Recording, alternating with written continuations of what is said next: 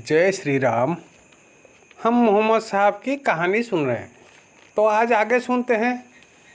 कल हमने सुना था खैबर फतह हो गया, तो मोहम्मद साहब मदीना चले आते हैं और थोड़े दिन रेस्ट करते हैं। तो उनके ऊपर प्रेशर भी अभी घट चुका है, क्योंकि खैबर फतह हो चुका है और ये सुलह हुदैबिया उन लोगों ने कर लिया था। तो इसलिए कि ये सारे दुश्मन न्यूट्रलाइज, कम से कम मोटा मोटी न्यूट्रलाइज हो चुके हैं। इसीलिए वो मतलब इत्मीनान से कुछ दिन रेस्ट करने लगे।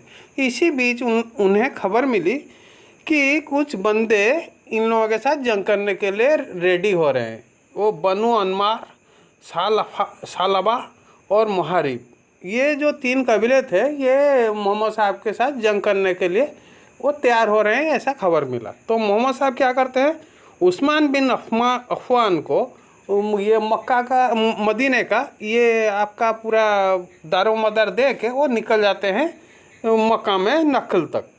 मकाम नखल 2 दिन की मदीने से 2 दिन की दूरी पर है, ठीक है। वहाँ पे जाके वो पहुँचते हैं। पहुँचने के बाद बनु गतफान ये सामने आते हैं। तो लेकिन वो एक दूसरे के साथ बस छेड़खानी करते हैं, लेकिन जंग नहीं होती, ठीक है। तो ये यहीं पे मोहम्मद साहब से ये मतलब जंग में कैसे नमाज पढ़ते हैं उसके बारे में जिक्र है। वो क्या करते हैं, पहले 2 मतलब एक गुट को बुलाते हैं, जो सोल्जर्स हैं उनको 2 रकात नमाज पढ़ाते हैं। फिर वो पीछे चला जाता है। फिर दूसरा ये पार्टी आता है, दूसरा ग्रुप आता है, दूसरे को भी ऐसा पढ़ाते हैं। मतलब मोहम्मद साहब के 4 रकात नमाज जब हो जाएंगे, तो इन दोनों को जो 2 ग्रुप हुए हैं, 2-2 रकात नमाज हो। ऐसे जितने ग्रुप होंगे उतना ये रकात नमाज, उन लोग 2 रकात, उन लोग ग्रुप के 2 रकात होंगे। बाकी मोहम्मद साहब क्योंकि सबको पढ़ा रहे हैं, उनका मल्टीप्लाइड बाई 2। तो ये होता है ये सलाते खौफ। मतलब खौफ के टाइम ऐसे, जंग के टाइम ऐसे नमाज पढ़ते हैं। यहाँ पे जंग तो नहीं हुई, लेकिन यहाँ पे एक इंटरेस्टिंग वाक़या सामने आया, सुनने को आया। वो क्या है कि एक मुशरिक, मोहम्मद साहब एक दिन, मोहम्मद साहब और वो जो साहबा 700 साहबा, वो किसी पेड़ के, छायादार पेड़ के नीचे सो रहे थे, ठीक है। वो अपना तलवार से वो पेड़ के ऊपर टांग के सो रहे थे। इसी बीच एक मुशरिक बंदा आता है, आके ये तलवार ये ले आता है जो पेड़ में टंगा हुआ है, और मोहम्मद साहब के पास जाके वो तलवार पकड़ के खड़ा हो जाता है। तो वो ये मोहम्मद साहब की नींद खुल जाती है, तो देखते हैं ये तलवार पकड़ के खड़ा है। वो मुशरिक बंदा हंस के बोलता है, मोहम्मद अब बताओ तुम्हें इस तलवार की खौफ से कौन बचाएगा। तो मोहम्मद साहब बगैर डरे बोलते हैं अल्लाह। तो इतने में वो उसके हाथ पैर फूलने लगते हैं, तो उसके हाथ से तलवार गिर जाती है, ठीक है। मतलब अल्लाह का खौफ इतना ज़्यादा है। तो मोहम्मद साहब तलवार उठा लेते हैं, मुस्कुरा के बोलते हैं अब तुम्हें कौन बचाएगा। तो वो बोलता है देखो ये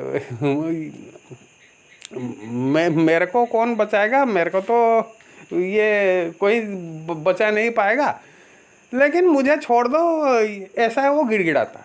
तो मोहम्मद साहब उसे इस्लाम की दावत देते हैं, लेकिन मोहम्मद साहब वो इस्लाम कबूल नहीं करता। तो मोहम्मद साहब उसे छोड़ देते हैं। तो वो जाके अपनी कौम में कहता है मैं आज सबसे अच्छा मतलब बंदे से मिल के आ रहा हूँ। ऐसा एक वाक़या हमें सुनने को मिलता है, ये मौजा।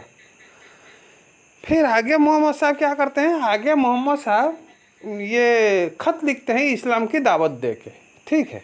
किसके पास लिखते हैं, रोम के बादशाह कैसर, फिर मिस्र के ये शाह मुकाकस, फिर शाम की रासिनी बादशाह हारिस बिन अबी सिमरी, और यमा की हकीम हौजा, और यमन की हकीम।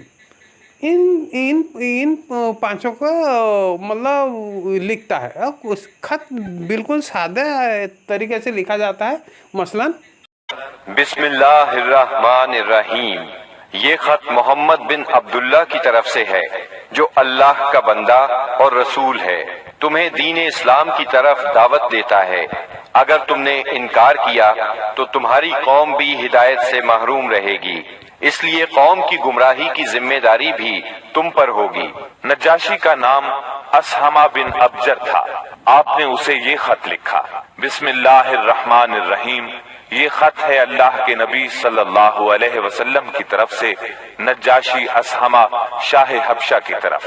اس شخص پر سلام ہو جو ہدایت کی پیروی کرے اور اللہ اور اس کے رسول پر ایمان لائے۔ میں شہادت دیتا ہوں کہ اللہ وحدہ لا شریک کے سوا کوئی عبادت کے لائق نہیں۔ اس نے کسی کو اپنی بیوی بنایا نہ لڑکا، اور میں اس کی بھی شہادت دیتا ہوں کہ محمد اس کا بندہ اور رسول ہے، اور میں تمہیں اسلام کی دعوت دیتا ہوں کیونکہ میں اس کا رسول ہوں، لہٰذا اسلام لے آؤ، سلامت رہو گے۔ اے اہل کتاب، ایک ایسی بات کی طرف آؤ جو ہمارے اور تمہارے درمیان برابر ہے، وہ یہ کہ ہم اللہ کے سوا کسی اور کی عبادت نہ کریں، اس کے ساتھ کسی کو شریک نہ ٹھہرائیں، اور ہم میں سے بعض کو اللہ کے سوا رب نہ بنائے۔ بس اگر وہ منہ موڑیں تو کہہ دو کہ گواہ رہو ہم مسلمان ہیں۔ اگر تم نے یہ دعوت قبول نہ کی تو تم پر اپنی قوم کے نصارہ کا گناہ ہوگا۔ یہ خط آپ نے سیدنا عمرو بن امیہ زمری رضی اللہ عنہ کے ہاتھ 6 ہجری کے اخیر یا 7 ہجری کے شروع میں روانہ کیا۔ نجاشی کو جب یہ خط ملا تو اس نے آنکھوں سے لگایا، تخت سے اتر آیا اور سیدنا جعفر رضی اللہ عنہ کے ہاتھ پر اسلام قبول کر لیا۔ نبی صلی اللہ علیہ وسلم کو اپنی بیعت کے متعلق خط لکھا اور ام المؤمنین ام حبیبہ بنت ابی سفیان رضی اللہ عنہا کی شادی نبی صلی اللہ علیہ وسلم سے کر دی اور انہیں اپنی طرف سے 400 دینار مہر دیا۔ پھر انہیں اور مہاجرین حبشہ کو عمرو بن امیہ زمری کے ساتھ 2 کشتیوں میں روانہ کیا۔ وہ انہیں لے کر اس وقت پہنچے جب خیبر فتح ہو چکا تھا اور آپ ابھی وہیں تھے۔ اس نجاشی نے رجب 9 ہجری میں وفات پائی۔ نبی صلی اللہ علیہ وسلم نے اسی روز ان کی وفات کی اطلاع صحابہ کرام رضی اللہ عنہم کو دی اور ان کی غائبانہ نماز جنازہ پڑھی۔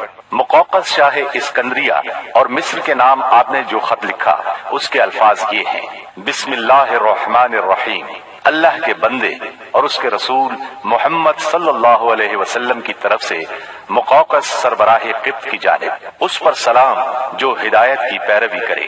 اما بعد، میں تمہیں اسلام کی دعوت دیتا ہوں، اسلام لے آؤ، سلامت رہو گے۔ اسلام لے آؤ، اللہ تمہیں دوہرا اجر دے گا، لیکن اگر تم نے منہ موڑا تو تم پر اہل قبط کا بھی گناہ ہوگا۔ اور اے اہل کتاب، ایسی بات کی طرف آؤ جو ہمارے اور تمہارے درمیان برابر ہے، وہ یہ کہ ہم اللہ کے سوا کسی کی عبادت نہ کریں اور اس کے ساتھ کسی کو شریک نہ ٹھہرائیں، اور ہم میں سے بعض کو اللہ کے سوا رب نہ بنائے۔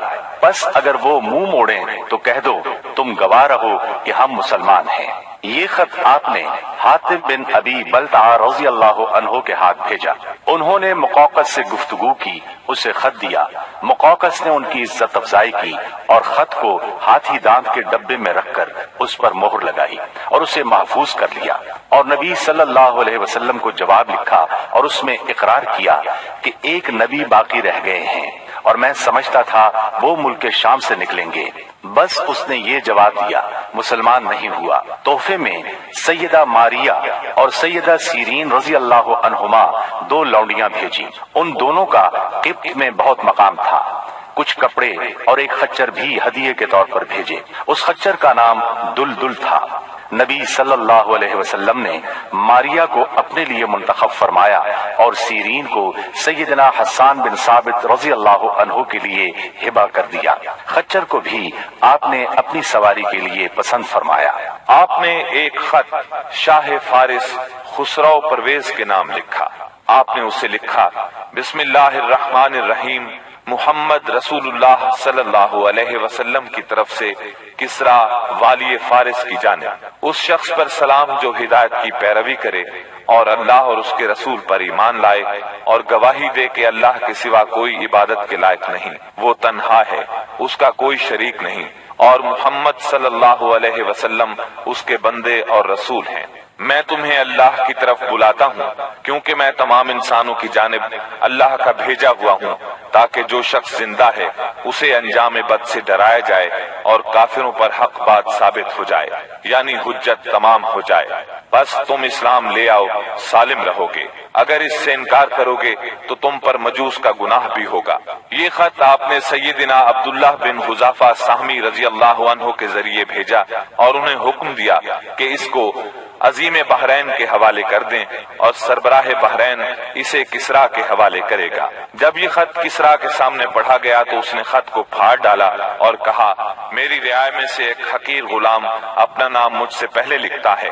رسول اللہ صلی اللہ علیہ وسلم کو اس کی خبر ہوئی تو آپ نے فرمایا، اس نے میرے خط کو پھاڑا، اللہ اس کی بادشاہت کو پارا پارا کرے۔ اور پھر وہی ہوا جو آپ نے فرمایا تھا، چنانچہ اس کے لشکر نے رومیوں کے مقابلے میں بدترین شکست کھائی۔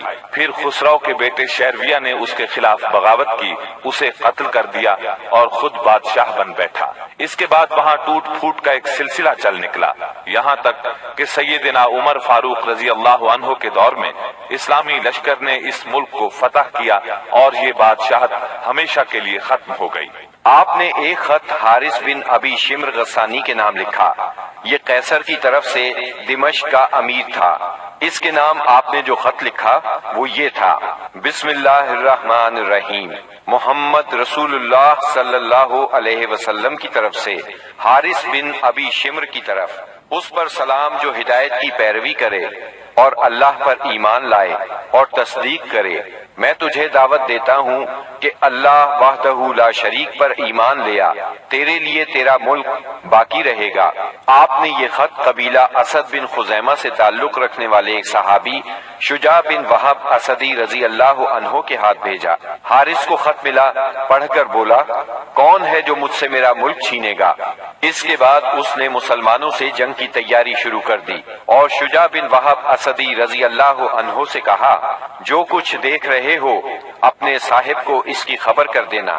پھر اس نے قیصر سے جنگ کی اجازت چاہی، مگر قیصر نے اسے اس ارادے سے باز رکھا۔